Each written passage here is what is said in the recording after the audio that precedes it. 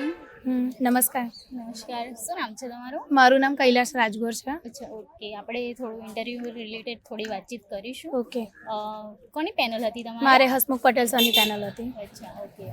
કેવા ક્વેશ્ચન પૂછવામાં આવ્યા હતા તમને? ઓપન એન્ડેડ ક્વેશ્ચન હતા, મતલબ મારા જોબ રિલેટેડ હતું થોડું. એટીડીઓ તરીકે હું કામ કરું છું, તો પછી એવું કીધું હતું કે તમારા પ્રિય નેતા કોણ છે હાલ.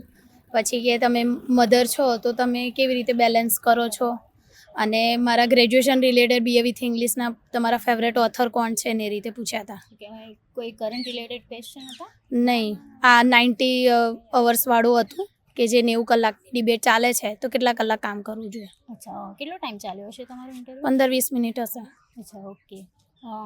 બીજું કોઈ એવા કોઈ ક્વેશ્ચન કે જે તમને? નહીં, મતલબ પ્રોફાઇલ ને એ રીતે જ પૂછેલા. મારી પ્રોફાઇલમાં એટીડીઓમાંથી સ્કીમ્સ ને એવું પૂછેલું. અચ્છા, ઓકે. તમને સરપંચ બનાવવામાં આવે તો તમે કયા કામો કરશો, ભ્રષ્ટાચારને હટાવવા માટે તમે કેવી રીતે કામ કરશો, તમે જીએસટીમાં આવીને ભ્રષ્ટાચારને હટાવવા માટે શું કરશો, એ રીતના પ્રોફાઇલ અને પ્રેફરન્સ બેઝ ક્વેશ્ચન હતા. અચ્છા, અને અમુક વિદ્યાર્થીઓને એવો ડર હોય છે ઇન્ટરવ્યૂ રિલેટેડ કે, તો તમે એમને શું સજેશન આપવા માંગશો? હું તો એટલું જ કહીશ કે તમારી જે પ્રોફાઇલ હોય એ રેડી કરો, અને કોઈ પણ ઇશ્યુઝ ચાલે છે અત્યારે તો એના રિલેટેડ તમે તમારો ઓપિનિયન રાખો કે હું આના માટે શું માનું છું. કારણ કે એ લોકો એવી જ અપેક્ષા રાખે છે કે અધિકારી તરીકે તમે શું માનો છો. ઓકે, હા. રાજેશ્વર ફાઉન્ડેશન તરફથી તમને ખૂબ ખૂબ શુભેચ્છા. Thank you. સિલેક્ટ થાવ. Thank you. ઓકે.